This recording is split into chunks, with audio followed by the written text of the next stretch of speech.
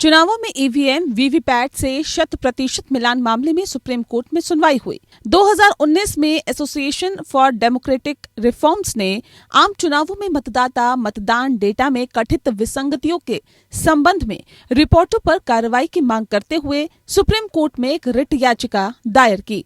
Writ याचिका लंबित है।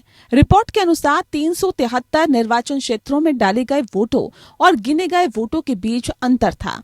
सुप्रीम कोर्ट में ईवीएम वीवीपैट मामले में याचिकाकर्ताओं ने रिपोर्ट का हवाला देकर ईवीएम की विश्वसनीयता पर सवाल उठाए थे। आरोपों का जवाब देते हुए चुनाव आयोग ने कहा कि ईवीएम वीवीपैट मामले में बयान दायर किया, जिसमें कहा गया कि विसंगति लाइव मतदाता मतदान डेटा के साथ थी, जो कि उनकी वेबसाइट पर अपलोड किया गया, न कि ईसीआई के साथ। चुनाव आयोग ने कहा कि वोटों और गिने गए वोटों की संख्या के बीच कोई बेमेल नहीं है। इसके बाद कोर्ट ने चुनाव आयोग के वकील मनिंदर सिंह से इस आरोप को देखने को कहा। जस्टिस संजीव खन्ना की अध्यक्षता वाली बेंच में एडीआर के वकील प्रशांत भूषण ने कहा कि वीवीपैट मशीन में लाइट 7 सेकंड तक जलती है। अगर वह लाइट हमेशा जलती रहे तो पूरा फंक्शन मतदाता देख सकता है। वहीं एक याचिकाकर्ता की तरफ से वकील निजाम पाशा ने दलील देते हुए चुनाव में ये व्यवस्था होनी चाहिए कि वोटर अपने वीवीपैट की स्लिप को खुद बैलेट बॉक्स में डाले। जस्टिस खन्ना ने पूछा कि इससे क्या वोटर के निजता का अधिकार प्रभावित नहीं होगा। वकील निजाम पाशा ने अपने जवाब में दलील दी कि वोटर के निजता से अधिक जरूरी है उसके मतदान का अधिकार। कोर्ट ने चुनाव आयोग के वकील मनिंदर सिंह से पूछा कि ईवीएम के साथ छेड़छाड़ न हो सके। कोर्ट ने चुनाव आयोग से पूछा कि छेड़छाड़ न हो, इसे सुनिश्चित करने के लिए क्या प्रक्रिया अपनाई जा रही है। चुनाव आयोग के अधिकारी नितेश व्यास ने कोर्ट में ईवीएम से संबंधित जानकारी दी। उन्होंने कोर्ट को बताया कि ईवीएम प्रणाली में 3 यूनिट होते हैं। पहला बैलेट यूनिट, दूसरा कंट्रोल यूनिट और तीसरा वीवीपैट, जिसमें पहला बैलेट यूनिट सिंबल को दबाने के लिए है, जबकि दूसरा कंट्रोल यूनिट डेटा संग्रह करता है और वीवीपैट सत्यापन के लिए है।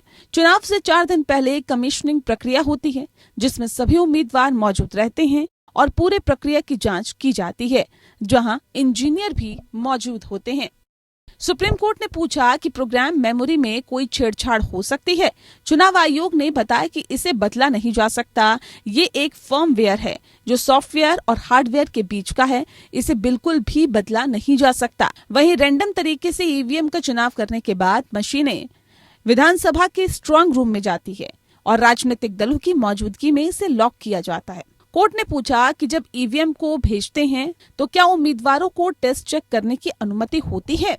चुनाव आयोग के अधिकारी ने बताया कि मशीनों को स्ट्रांग रूम में रखने से पहले एक मॉक पोल किया जाता है, जिसमें उम्मीदवारों को रैंडम मशीनें लेने और जांच करने के लिए पोल की अनुमति होती है।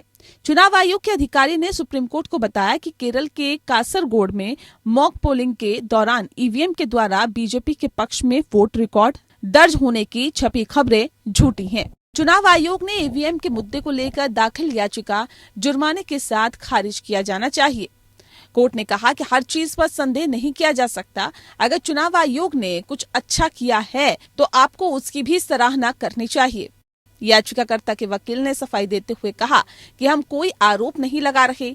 सुबह जो शिकायत की थी वो चुनाव एजेंट द्वारा की गई थी। Bureau report.